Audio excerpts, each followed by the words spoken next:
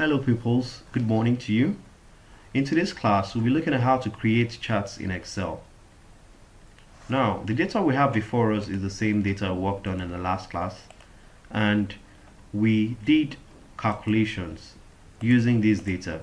We were able to build our formulas in Excel. Now, these plants have different growth from Monday to Thursday, and the growth was calculated by subtracting the Thursday's height from Monday's height. Now, this unit could be in centimeters or millimeters, but we're not concerned about the units now. We just want to do the calculations.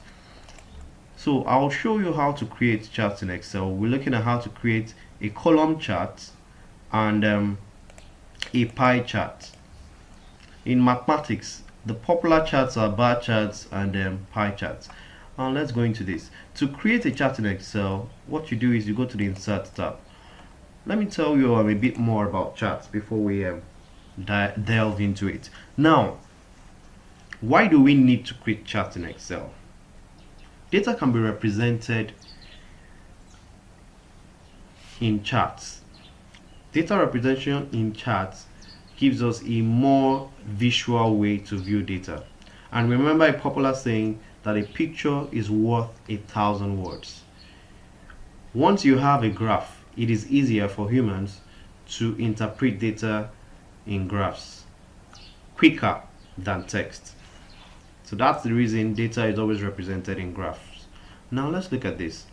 We go to Insert tab and we'll be using the data for plants 1, 2, 3, and then we'll use the data Monday, Tuesday, Wednesday, Thursday. We are not going to use the growth column. Why we're not using that is because from our chart we'll be able to calculate the growth column even by looking at it. So the first thing to do in order to create this chart, we'll have to select from plant 1, 2, and 3. After selecting plant 1, 2, and 3, hold down the Control key on the keyboard. Hold down the Control key on the keyboard. And then select Monday, Tuesday, Wednesday, Thursday till you get to 12. After selecting all this, release the mouse key and then release the Control key on the keyboard. After that, come here and select the kind of chart you want. Now, it's not all charts that we can use to represent all data. Look at this. If we were to create a pie chart with this, see what we have.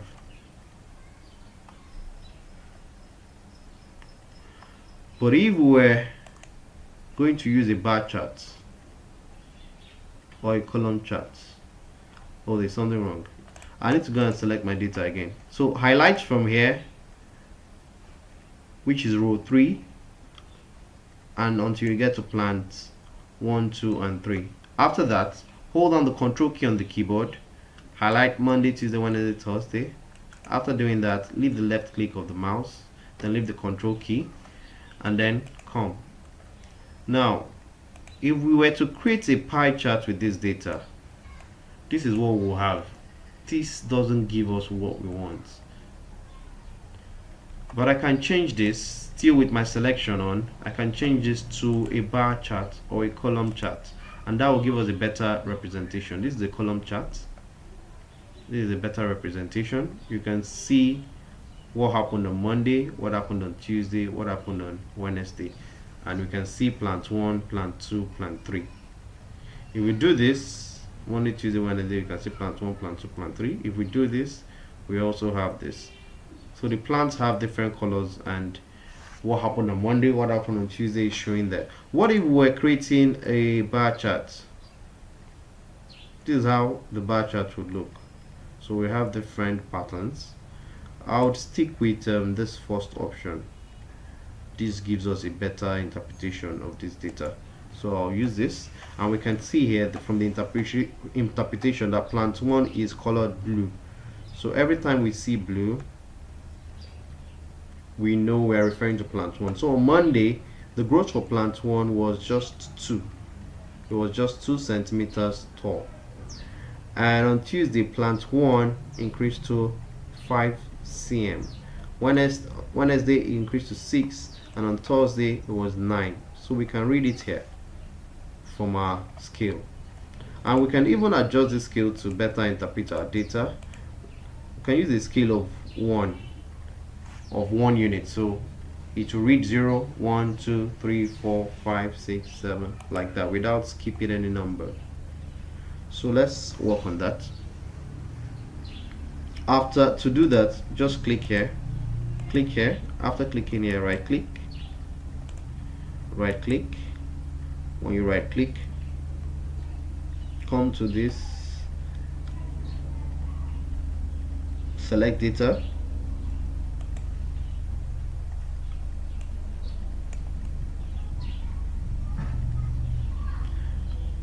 we can switch row and column, so I'll just click on this.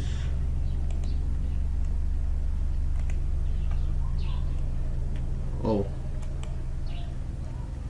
let me do that again. It returned. Select data, switch row and column,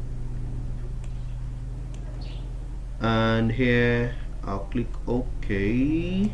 So what changed in this? What changes that we can see plant 1's growth. So plant 1 has 4 bars. Plant 2 has 4 bars, representing Monday, Tuesday, Wednesday, Thursday. Plant 3 has 4 bars. And the color for Monday is blue.